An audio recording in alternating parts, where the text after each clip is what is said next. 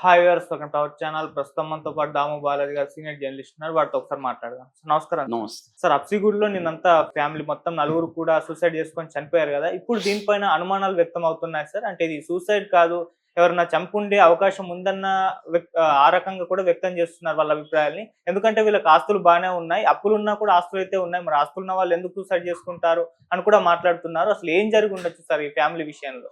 యాక్చువల్‌గా ఇది ఫ్యామిలీ ఆత్మహత్యలు అంటున్నారు. ఫస్ట్ ఆఫ్ ఆల్ ఫ్యామిలీ ఆత్మహత్యలు కాదు. 2 హత్యలు. పిల్లల్ని వీళ్ళు హత్య చేసి వీళ్ళిద్దరూ ఆత్మహత్య చేసుకున్నారు. ఓకే. ఇక్కడ క్లియర్‌గా ఏందంటే ఇలాంటి కేసుల్లో నేను నిన్న కూడా అనలైజ్ చేశాను. హ్మ్. ఎవరో ఒకరే నిర్ణయాలు తీసుకుంటారు. ఇక్కడ కూడా చంద్రశేఖర్ రెడ్డి అనే లెక్చరరు నిర్ణయం తీసుకున్నాడు చనిపోదామని. భార్యని కన్విన్స్ చేశాడు. అంటే బ్రెయిన్ వాష్ చేశాడు భార్యని. దాని తర్వాత పిల్లల్ని కన్విన్స్ చేయలేరు కాబట్టి, వాళ్ళు చిన్నపిల్లలు కాబట్టి, పాప 9th క్లాసు, బాబు 5th క్లాసు. సో వాళ్ళిద్దరిని దారుణంగా చంపేశారు. వీళ్ళిద్దరూ 2 హత్యలు చేశారు. తల్లిదండ్రులే పిల్లల్ని హత్యలు చేసి తాము ఆత్మహత్యలు చేసుకున్నారు. అంటే క్లియర్‌గా ఇది కుటుంబం ఆత్మహత్య కాదు. 2 హత్యలు, 2 ఆత్మహత్యలు అని చెప్పొచ్చు. ఆ ఆత్మహత్యల్లో కూడా ఇతను కన్విన్స్ చేయడం వల్ల జరిగిన ఇది. అతని మానసిక స్థితి సరిగా లేకపోవడం, అతనికి ఆర్థిక సమస్యలు ఉన్న వాటి కంటే ఎక్కువగా అతను ఊహించుకోవడం, ఇవి కనిపిస్తాయి. అయితే అతను లేఖలో మాత్రం నా చావుకి ఎవరు కారణం కాదు, వేరే మార్గం లేక నేను అది కూడా చూడు అక్కడ అతను మేము అని రాయలేదు. దాంట్లో కూడా నేను అనే రాశాడు అతను. అంటే క్లియర్‌గా అతని నిర్ణయమే ఈ కుటుంబానికి శాపమైంది. నా చావుకి ఎవరు కారణం కాదు, వేరే మార్గం లేక నేను ఆత్మహత్య చేసుకుంటున్నాను. నన్ను క్షమించండి.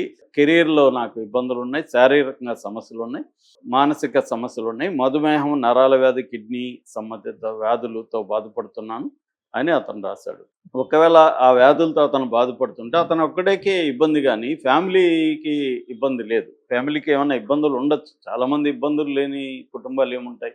మన దేశంలో 100 కోట్ల మందికి మినిమమ్ అవసరాలు తీరిన తర్వాత ఏది కొనుక్కునే పరిస్థితి లేదని మొన్న కూడా సర్వేలో తేలింది. సో మన దేశం rich country with poor people అంటారు. సో పూర్ పీపుల్కి అందరికీ ఉండేవి. కాకపోతే ఇక్కడ ఏంటంటే ఈ మధ్య కాలంలో నేను నిన్న అనలైజ్ చేసినట్టుగా రకరకాల సోషల్ ప్రెస్టేజీ ఇష్యూస్ పెరిగిపోయినాయి. ఇప్పుడు ఒక లెక్చరర్‌గా చేసిన తర్వాత వేరే పనులు, మామూలు పనులు చేయడానికి అతను మానసికంగా రెడీగా ఉండదు. ఎందుకంటే ఒక ప్రెస్టేజీ ఇదే పని చేయాలి మనం, ఇంకొక పని చేయకూడదు అన్న ఒక యాటిట్యూడ్‌లు బాగా పెరిగిపోయినాయి సమాజంలో.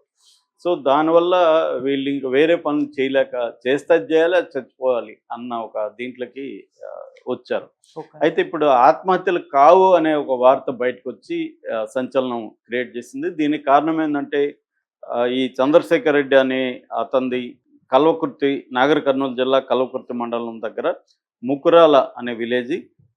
ఇతను మొత్తం 4 అన్నదమ్ములు అని చెప్తున్నారు. వాళ్ళందరికి కలిపి 80 ఎకరాలు ల్యాండ్ ఉంది. ఇతని పేరుతో కూడా 15 ఎకరాల ల్యాండ్ ఉంది. సో ఇతనికి ఒకవేళ ఏమన్నా ఇతను 6 నెలలకు ముందు వరకు కూడా లెక్చరర్‌గా పనిచేశాడు. 6 నెలలు మాత్రమే అతను ఖాళీగా ఉన్నాడు. ఒకవేళ ఆయనకు అప్పులైపోయి ఇందయింటే ఊర్లో తన 15 ఎకరాలు అమ్మేవాడు. కనీసం దాని మీద తనఖా పెట్టి డబ్బులు తీసుకునేవాడు. లేదు తన వాళ్ళతో తన బ్రదర్స్‌తో చెప్పేవాడు. ఇలాగ నాకు ప్రాబ్లమ్స్ ఉంది. మీరేమన్నా నా ల్యాండ్‌ని కొంత డిస్పోజ్ చేయడమో, లేకపోతే మీరెవరన్నా పెట్టుకొని ఇవ్వడమో ఇలాగా మాట్లాడను. లేదు దాన్ని బ్యాంకుల్లో పెట్టి కూడా తనఖా పెట్టి డబ్బులు అప్పు తీసుకోవచ్చు. ఇవేవి చేయలేదని చెప్తున్నారు గ్రామస్తులు.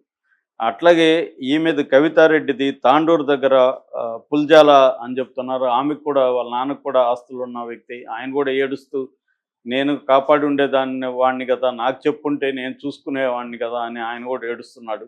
ఎందుకు వీళ్ళు ఇంట్లో కూడా సమస్యలు ఉన్నప్పుడు ఎవరికో ఒకరికి చెప్పుకోకుండా ఉండరు. ఎందుకు చెప్పుకోలేదు? అసలు సమస్యలు ఉన్నప్పుడు ఉన్నట్టు సొంత తల్లిదండ్రులు కానీ, సొంత అన్నదమ్ములకు కానీ ఎందుకు తెలియకుండా పోయింది? సో ఏదో సంథింగ్ ఈజ్ రాంగ్. ఎవరైనా హత్యలు చేసి ఈ లెటర్ రాసి పెట్టి ఇలాగ చేశారా? ముందుగా పిల్లల్ని చంపేసి తర్వాత వీళ్ళని ఉరిదీసి ఇలాగేమైనా చేశారా? అన్న అనుమానాలు కూడా ఉన్నాయి. ఎందుకంటే ఆ పాపను కూడా ఉరిదీసినట్టు మెడ దగ్గర వెంతా ఉంది. బాబునేమో మత్తుమందు ఇచ్చి విషం ఇచ్చి చంపేసినట్టుగా పోలీసులు అనుమానిస్తున్నారు.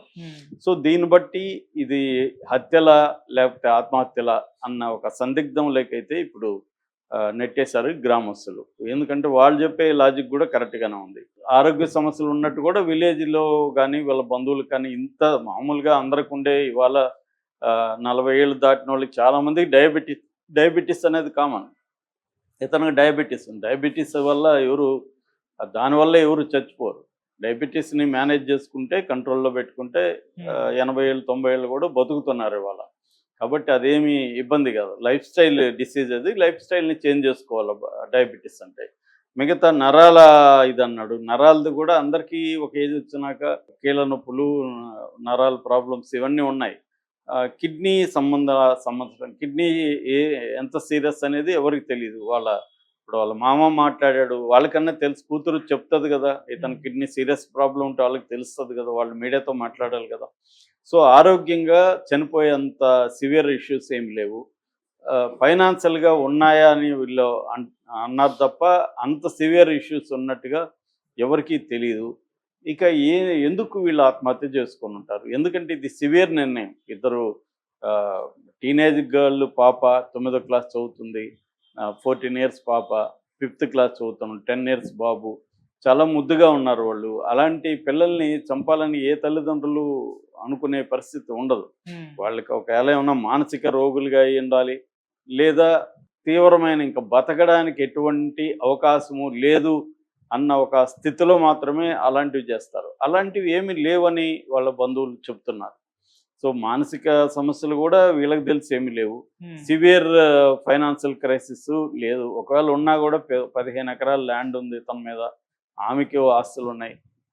వాళ్ళతో డిస్కస్ చేస్తే ఈ సాల్వ్ అయ్యే సమస్యలు తప్ప సాల్వ్ కానంత భయంకరంగా వీళ్ళు ఎక్కడో ఏదో వ్యాపారాలు చేసి అప్పులైపోతే అర్థం చేసుకోవచ్చు. జనరల్గా ఏం జరుగుతుందంటే ఎక్కువ మంది ఆత్మహత్యలు ఏదన్నా వ్యాపారాలు చేసి పోగొట్టుకోవడం, లేదు ఆన్లైన్ బెట్టింగ్ గేమ్స్ కానీ, రమ్మీ కానీ ఇలాంటివి ఆడి డబ్బులు పోగొట్టుకోవడం, లేదు లోన్ యాప్స్లో డబ్బులు తీసుకొని అవి వడ్డీలు ఎక్కువైపోయి వాళ్ళు ఇబ్బంది పెట్టడం, ఇలాంటివి జనరల్ కారణాలు మనకి కనిపిస్తాయి అర్బన్ సూసైడ్స్లో.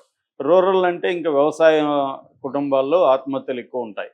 కానీ ఇక్కడ వీళ్ళకి అటువంటి బ్యాడ్ హ్యాబిట్స్ ఏమి లేవు, పోగొట్టుకునేది ఏమి లేవని వీళ్ళు చెప్తున్నారు. ఒక్కొక్కసారి సొంత బంధువులకి, సొంత వాళ్ళకి కూడా తెలియకుండా కూడా ఉండొచ్చు. ఇవాళ మనతో కూడా తిరుగుతూనే ఉంటాడు ఫ్రెండు, అతను ఏమేం చేస్తున్నాడో మనకు తెలియదు. చాలా విషయాలు చెప్పకపోవచ్చు మనకి. ఎప్పుడో కొలాప్స్ అయినప్పుడు కానీ తెలియదు. అరే బాగుండేవాడే రోజు అనుకుంటాం మనం. అతను ఒక సీక్రెట్ యాంగిల్ అతనికి ఉండొచ్చు. అలాగా ఏమన్నా ఉందా అనేది ఇంకా పోలీసులు అయితే దీని మీద దృష్టి పెట్టారు. కానీ ఇప్పుడు అయితే ఇది సంచలనం అయితే సృష్టించింది. ముఖ్యంగా గ్రామస్తులు చెప్పిన యాంగిల్ అయితే కొంత ఇదిగా ఉంది. అట్లాగే తనతో కూడా గతంలో 6 నెలలకు ముందు పనిచేసిన తోటి సిబ్బంది కూడా ఆశ్చర్యాన్ని, షాక్ని ఎక్స్ప్రెస్ చేస్తున్నారు. వాళ్ళకి ఏ రకమైన సమస్యలు ఉన్నట్టు మాకు తెలీదు అని చెప్తున్నారు. నేను చెప్పిన యాంగిల్లో వీళ్ళు ఏమన్నా అందరికీ దాచిపెట్టి తమలో తామే కుమిలి భయపడి ఎవరికన్నా చెప్తే పరువు పోతుంది అనుకొని ఏమన్నా చనిపోయారా అనేది ఒక కాజు.